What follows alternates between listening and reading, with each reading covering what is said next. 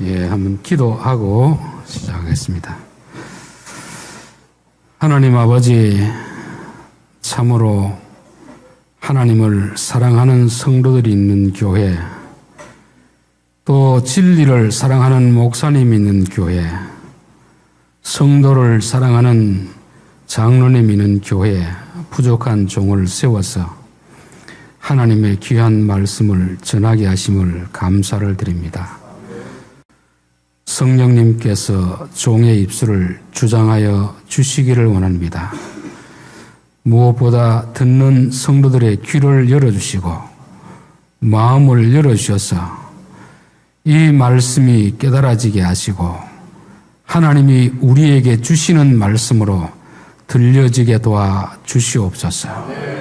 그리하여 이 말씀이 우리가 살아가는데, 신앙생활하는데 길이 되게 하시고 빛이 되게 하시고 생명의 양식이 되게 도와 주시옵소서. 예수님의 이름으로 기도하옵나이다. 아멘.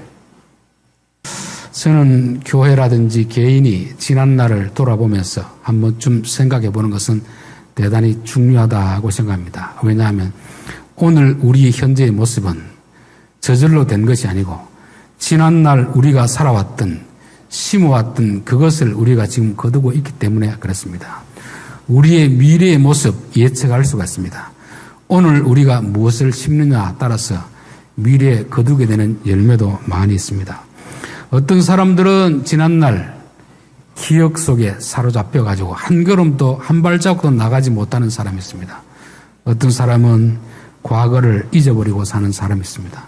그러나 과거라는 것은 우리의 발목을 잡아서도 안 되고 장애물이 되어서도 안 되는 것입니다. 그러나 지난날 기억을 더듬다 보면 좋은 기억도 있고 나쁜 기억도 있습니다. 사람들은 참 안타깝게도 나쁜 기억은 오래 기억하고 좋은 기억은 잊어버리는 것이 있습니다. 그래서 받은 은혜는 돌에 새게 되는데 모래에 새기는 경우가 있잖아요. 받은 상처는 가슴에 새겨가지고 두고 잊어버리지 않는, 그것이 발목을 잡아서 한 걸음도 앞으로 나가지 못하게 하는 그런 경우도 있습니다. 개인이든 교회든 그 지나온 역사를 돌아보면 반드시 두 가지가 있습니다. 기억하고 싶지 않는 그런 부분이 있고, 이때는 참 잘했다, 그런 부분이 있을 것입니다. 두 가지 기억 다 중요한 것입니다. 지난날에 잘못했던 것은 반면교사로 삼으면 됩니다. 내가 앞으로는 절대 이렇게 하지 말아야지. 왜냐하면 사람이 한 번 넘어지면 두 번 넘어지기 쉽고, 두 번 넘어진 사람은 세 번 넘어지기 쉽기 때문에 그렇습니다. 사람마다 다 약한 부분이 있지 않습니까? 그래서 하나님은 하와가 잘못 판단하고 선악과를 먹었을 때 그 잘못을 반복하지 않도록 평생 동안 해산의 고통을 주셨습니다. 아이를 놓을 때마다 그때 내가 왜 그런 잘못된 결정을 했을까? 그 해산의 고통을 통해서 과거의 경험을 다시 반복하지 않도록 고통을 주신 것입니다. 베드로에게는 닭구름 소리가 자신의 잘못됨을 깨우치는 소리 아닙니까? 그래서 어떤 학설에 의하면 베드로는 통닭집 근처로도 안 갔다는 말이 있고 양계장 근처로도 안 갔다는 말이 있습니다. 왜냐하면 닭소리 들으면 그 자신의 부끄러웠던 과거가 기억나기 때문에 그런 것이죠. 사도 바울에게도 교만한 마음이 있을 때 하나님 그 교만한 마음 잊어버리지 말라고 사탄의 가시, 질병의 종류는 무엇인지 모릅니다. 우리 모두에게 어떤 그런 것이 있습니다. 지난날 아픈 과거, 잊고 싶어도 잊혀지지 않는 그런 과거, 그것이 우리의 발목을 잡는 것이 아니라 내가 과거에 이런 잘못을 했으니까 두 번 다시 이런 잘못을 반복하지 않아야 되겠다, 이런 것이 있어야 됩니다. 그래서 모세는 이스라엘 백성들에게 법궤라는 상자 안에 세 가지를 담아두라고 했습니다. 하나는 십계명입니다. 십계명 돌판, 그 말씀을 담아두라고 하셨고, 하나는 만나를 담은 항아리, 하나는 아론의 쌍난 지팡이, 이 세 가지를 담아두라고 했습니다. 저는 우리의 마음속에도 항상 이 세 가지는 담겨 있어야 된다고 봅니다. 십계명은 역시 하나님 말씀이죠. 말씀이 우리 속에 있어야 되고, 두 번째는 만나 항아리입니다. 하나님이 광야에서 베푸셨던 그 은혜, 그거 잊어서는 안 된다. 항상 우리는 그 은혜를 기억해야 되는 것이고, 아론의 쌍난 지팡이는 고라와 다단이 반역했다가 하나님 앞에 징계를 당한 그런 사건입니다. 그걸 볼 때마다 우리는 이런 잘못을 2번 다시 반복하지 않아야 되겠다. 그 경험을 삼는 것입니다. 여러분, 지금 30주년 기념식 하는 것은 지난날 우리가 걸어왔던 그 길을 돌아보면서 정말 하나님이 은혜 베푸셨던 그 은혜 잊었다면 다시 한번 기억하는 기회가 되어야 될 줄 믿습니다. 그리고 지난날 우리에게 실패한 부분들, 그거 부끄럽지만 다시 한번 기억해야 됩니다. 왜? 기억하지 않으면 역사는 반복되거든요. 2번 다시 그런 실패를 반복하지 않기 위해서 우리는 그 옛날의 추억을 끄집어내야 됩니다. 그래서 하나님, 우리 교회가, 우리 성도들이 지난날의 잘못을 다시 반복하지 않게 하옵소서. 그런 이 행사가 되어야 될 줄 믿습니다. 오늘 읽은 본문 2가지를 골라서 읽었습니다. 하나는 사무엘상 4장, 하나는 7장. 2군 다 나오는 공통된 단어가 뭐냐면 에벤에셀입니다. 에벤에셀. 하나님이 여기까지 도우셨다 하는 거 아닙니까? 그러나 4장의 에벤에셀은 실패한 경험을 기록해 놨습니다. 에벤이라는 말은 돌입니다. 돌. 에셀은 도우셨다. 하나님이 도우셨다. 하나님이 도우신 것을 기념하기 위해서 기념비로 세워두었습니다. 4장의 에벤에셀은 실패한 경험을 7장에서 기록했는지 안 했는지 모르지만 우리에게 성경에 기록함으로 해서 4장의 에벤에셀도 잊지 말아야 하는 것입니다. 그러니까 4장의 에벤에셀은 실패한 장소이고 7장의 에벤에셀은 승리한 장소가 되는 것입니다. 2가지 사건을 다 기억할 필요가 있다는 것이죠. 4장의 에벤에셀은 왜 실패했을까요? 그들이 전쟁을 치룰 때 전쟁에서 지니까 아하, 우리가 법궤를 가지고 가지 않았기 때문에 실패했구나. 법궤를 가지고 왔습니다. 법궤를 가지고 가면 하나님이 도와주실 줄 알았습니다. 그런데 1차 때보다 더 큰 실패를 겪었습니다. 왜 이런 실패를 겪겠습니까? 왜 이런 실패를 겪게 하셨겠습니까? 그들은 법궤를 이용했지 하나님을 섬기지 않았습니다. 여러분은 기억할지 모르겠지만 2007년 우리나라에 기독교적으로 이 역사에서 중요한 사건이 2가지 사건이었습니다. 하나는 기독교적으로 뭐냐면 1907년 평양 대부흥운동을 100년이 지났을 때, 100주년이 되었을 때 이 교회가 그때의 성령의 강력한 부흥의 경험을 하게 해달라고 기도를 했습니다. 그런데 그때 교회에 부흥이 일어났습니까? 부흥이 일어난 것이 아니고 여러분은 아시겠지만 샘물교회 사건 아시죠? 아프가니스탄인가 어디에 선교지 갔다가 피랍이 되어가지고 온 나라 매스컴에 그 사건이 보도된 적이 있습니다. 그래서 기독교가 완전히 사람들에게 욕을 얻어먹은 사건입니다. 왜 이런 사건이 일어나게 하셨을까? 운동장에서 대형교회 목사들이 집회를 하면서 회개를 했는데 하나님이 도와주지 않고 오히려 외면해버림으로 인하여서 교회의 부흥보다는 완전히 치명적인 그런 결과가 나타났던 것입니다. 왜냐하면 그들은 하나님을 섬긴 것이 아니라 하나님을 이용했기 때문에 그런 것입니다. 여러분, 우리가 하나님을 섬기는 자가 되어야지 하나님을 이용하는 자가 되면 되지 않습니다. 앞에 엘리의 아들들은 제사장으로 있으면서 법궤를 가지고 왔고 법궤 옆에 지키고 있었습니다. 그런데 법궤는 빼앗기고 그들 역시 블레셋 사람들에게 죽게 된 것입니다. 왜 이런 일이 났습니까? 엘리 아들들은 하나님을 섬기는 자들이 아니었습니다.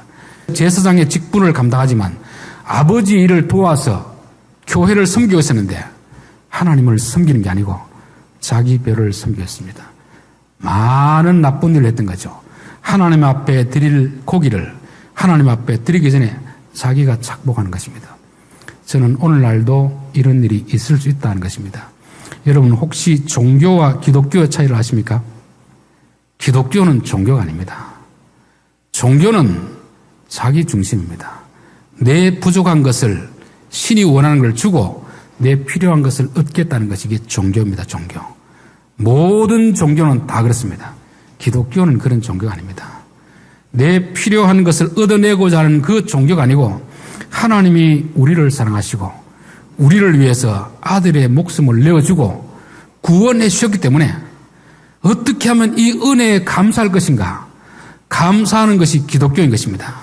그런데 솔직히 교회 안에도 보면 기독교인으로 신앙생활하는 것이 아니고 종교인으로 신앙생활하는 분들이 많이 있고 그런 교회가 많이 있습니다. 이게 이제 우리 교회 안에로 용어로 말하면 율법주의, 기복주의입니다. 하나님, 내가 이만큼 헌금할 테니까 내 요구 들어주십시오. 이만큼 열심히 기도할 테니까 내 요구 들어주십시오. 결국은 하나님을 섬기는 게 아니고 자기를 섬기는 것입니다. 자기의 유익을 위해서 하나님을 이용하려고 하는 것이죠. 이렇게 하나님을 섬기면 하나님은 그들을 도와주지 않습니다. 하나님은 바보가 아니거든요. 사람들에게 속는 분이 아닙니다. 7장의 에벤에셀은 사무엘이 그 실패를 경험하고 나서 너희들 하나님 그렇게 이용하면 안 된다. 하나님을 섬기지 않고 법궤만 갖다 놓는다고 하나님이 도와주겠느냐. 어떤 분들은 성경책을 차에만 싣고 다니면 사고 안 난다고 생각하는데 그게 무속신앙 아닙니까? 무속신앙. 여러분들은 종교인으로 남지 말고 신앙인이 될 수 있기 바랍니다. 그런데 우리는 본질적으로 처음 시작할 때는 종교인으로 시작합니다. 그러나 시간이 지나면서 철이 들면 이제 기독교인이 되는 것입니다. 성경에 나오는 많은 성경 구절들, 예수님이 너희가 내 안에 거하라, 내가 너희 안에 거하리라, 나를 따라오려거든 자기 십자가를 지고 오라 하는 말씀, 그게 누구에게 한 말씀이냐면 이미 예수님에게 따라온 제자들에게 한 말씀입니다. 그런데 제자들은 예수님을 따라와도 여전히 종교인으로 따라오는 것입니다. 예수님이 왕이 되면 이 사람 때문에 내가 무슨 한 자리 할 것인가, 이 생각을 가지고 따라오니까 예수님은 너무 답답한 것이죠. 왜 너희들 종교인으로 나를 믿느냐. 신앙인이 되어야 될 텐데 우리도 여전히 사장에 그런 상태에서 하나님을 이용하려는 그런 것이 바로 종교인의 모습이고, 그런 자들에 대해서는 하나님이 도와주지 않는다. 이게 실패한 우리 한국교회의 역사인 것입니다.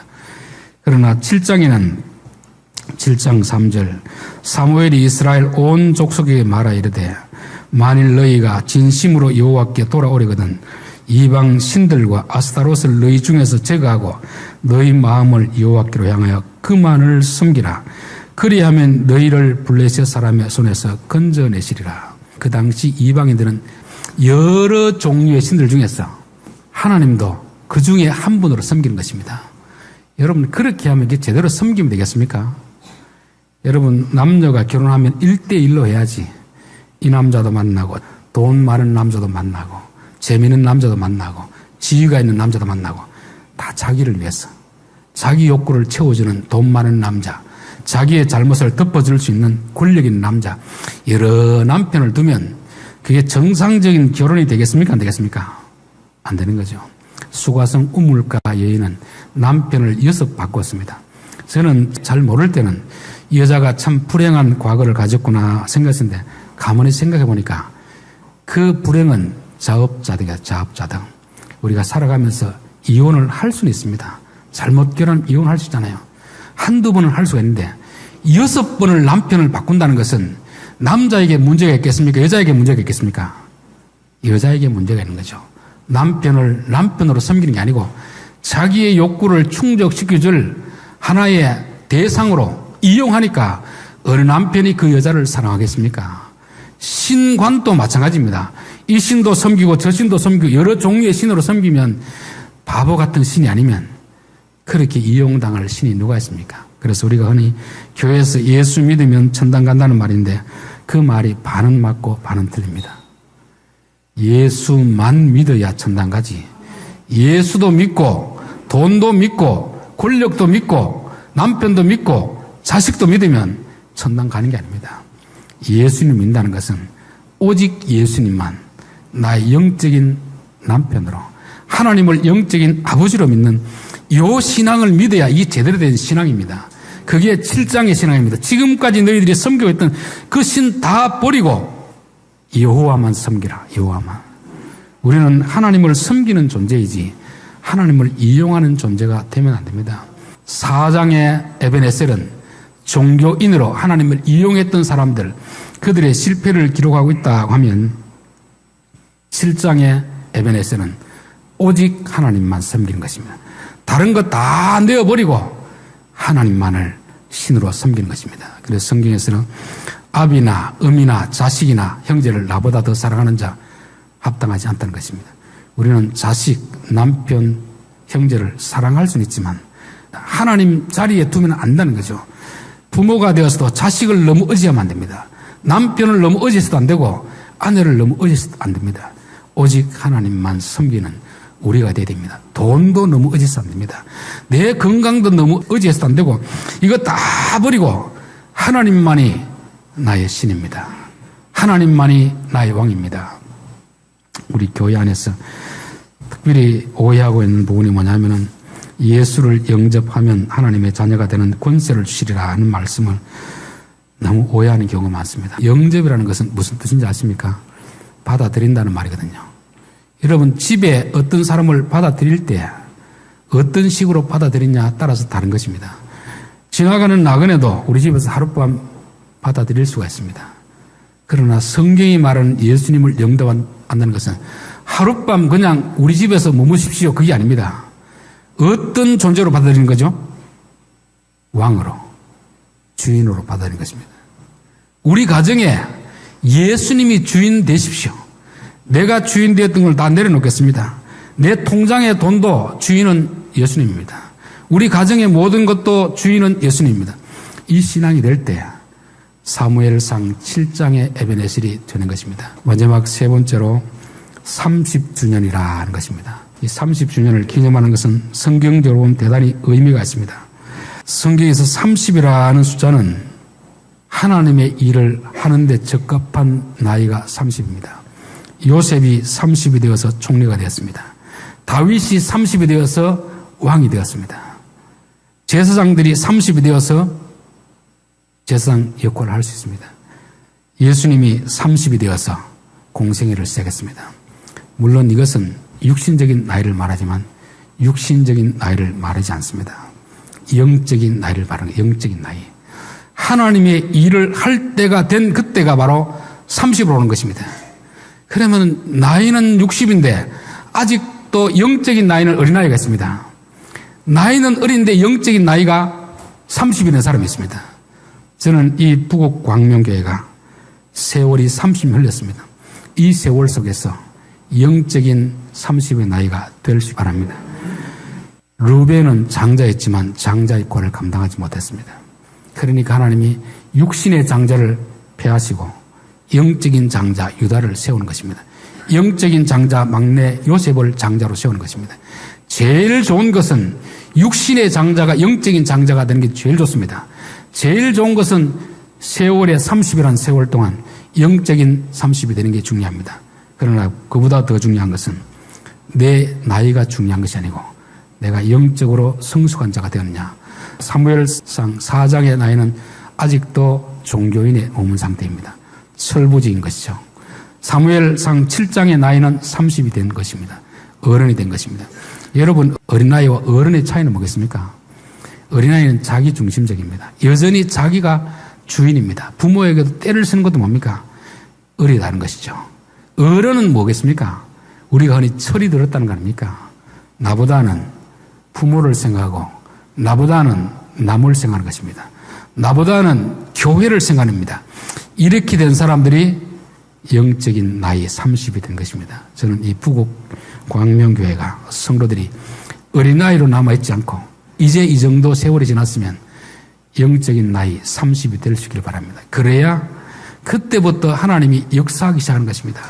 나이가 많아도 여전히 나 중심의 사람이라면 그 사람이 목사이건 장로이건 권사이건 하나님 볼 때 어린아이로 보는 것입니다. 초등학생이라도 자기보다는 그 반아이를 생각하고 교회를 생각하고 그 담임하는 선생님을 생각한다면 그 사람은 영적인 어른이 되는 것입니다. 그렇게 될 때 하나님께서 그 사람을 쓰는 것이고 그 교회를 쓰는 것입니다. 다윗은 아직까지 도망다니는 사람이었지만 그는 왕의 역할을 감당했습니다. 많은 억울한 사람들이 다윗을 따랐잖아요. 사울은 실질적으로 왕인데 하나님이 버렸습니다. 왜? 그는 왕의 자리에 있지만 어린아이의 생각을 가지고 하나님이신 권력을 가지고 다윗을 쫓는데 다 세월을 탕진하거든요. 저는 오늘날 교회는 두 종류의 교회가 있다고 보여집니다. 아직도 영적인 어린아이의 상태를 머물러 있는 교회야. 그러나 영적으로 30이 넘은 성숙한 교회, 그런 교회가 있습니다. 하나님이 어떤 교회를 쓰겠습니까? 어린아이의 교회는 아무리 법궤를 갖다 놓고 아무리 열심히 기도를 해도 자기를 위한 것이기 때문에 하나님은 그 교회를 들어서지 않습니다. 나이가 30이 안 되었더라도 영적으로 성숙한 사람은 하나님은 그를 통해서 쓰는 것입니다. 30이 안 된 다윗을 불러서 내가 다윗을 통해서 내 뜻을 이루겠다. 내가 요셉을 통해서 내 뜻을 이루겠다. 그게 바로 사무엘상 7장의 신앙인이 되었기 때문에 그런 것입니다. 저는 우리 부국 광명교회가 지난날을 돌이켜보면서 실패했던 경험들, 성공했던 경험들, 실패했던 경험은 뼈저리게 마음에 새기고 하나님 두 번 다시는 이런 잘못을 범하지 않게 하옵소서.